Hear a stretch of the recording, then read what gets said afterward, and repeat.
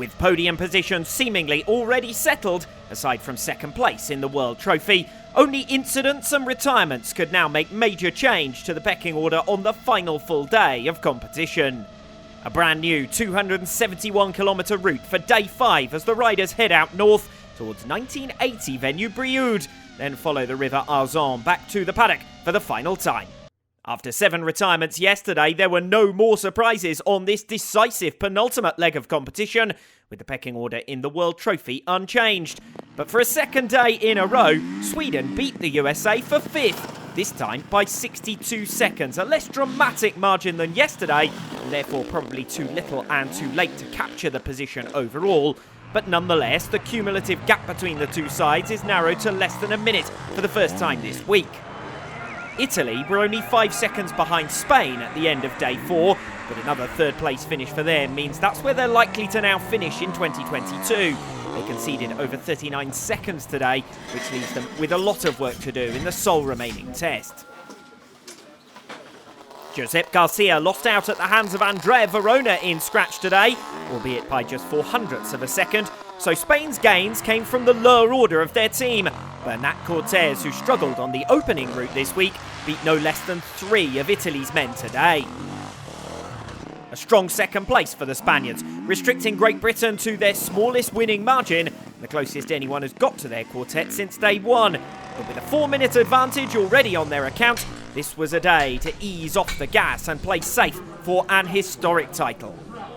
Yeah, we spoke last night and we didn't want to change anything that we'd been doing all week. Just go out here today and just do our normal thing and ride and race and try and do well. But it was quite a stressful day being the last day, thinking what could happen, and I think I lost a little bit of focus for that and was riding a little bit careful. But we've all made it back to the Parc Fermé, and we have a comfortable gap for tomorrow. So yeah, just want to go out there tomorrow and have fun with the boys, and yeah, hopefully we can bring it home and make history.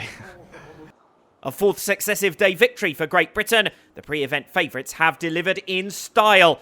The gap between Spain and Italy remains the closest at 45 seconds, so second place could still change hands in the final motocross test, but otherwise it's just about bringing 4 bikes home to the finish tomorrow.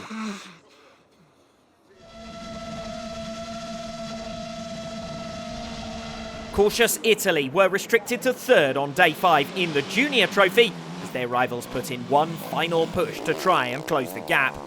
Managing a 2.5-minute lead after 2 completed courses, the reigning champions played it safe to bring their 3 riders home today and retain the bulk of what looks to be an unassailable lead.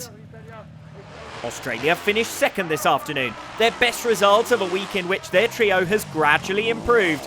Kyron Bacon was 3rd fastest junior and over 35 seconds faster than any of the Italians behind. The Tasmanian has certainly impressed in his debut 6 days, and at just 20 years of age, he still has another few seasons to make a challenge for junior honours. Finland crashed out of the running in the Junior Trophy with a day 3 retirement last year. Their 2 finishers in Italy are set for redemption in 2022 as a place on the podium beckons. The Finns topped the timesheets today thanks to a solid through-the-order performance, and but for their lowly ranking and 1.5 minutes lost on the opening day, they could have now been in contention for the title. 45 seconds gained over Italy today for Finland, who topped the timesheets. 5th for New Zealand, their best of the week. They closed the gap to the Czech Republic for 6th overall. But that's the only position that can change hands tomorrow, really, at least on pure pace.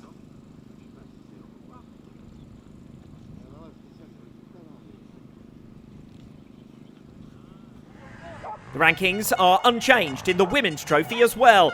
A difficult start to the morning for Emily Carlson dropped Australia further back from France, so their remaining hopes of capturing 2nd look remote.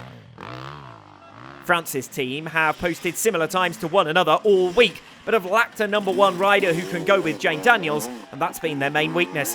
But the women are the only trophy team set to provide a podium place for the hosts this year. Great Britain only sent a women's team for the first time in 2019. They finished 3rd in Portugal, 2nd in Italy last year, and are now within touching distance of gold with an unchanged trio in 2022. There were no signs of them easing up on day 5, as they finished 2.5 minutes clear of France, a similar winning margin to yesterday. Canada lose major ground, but nonetheless finish the day 5th, with Germany also hitting problems. Almost 6 minutes from 2nd to 3rd overall in the Women's Trophy, but those are the 2 closest teams in the standings. So our world rankings look settled for 2022. The 26th and final special test is all that remains for the 96th edition of the FIM International 6 Days of Enduro.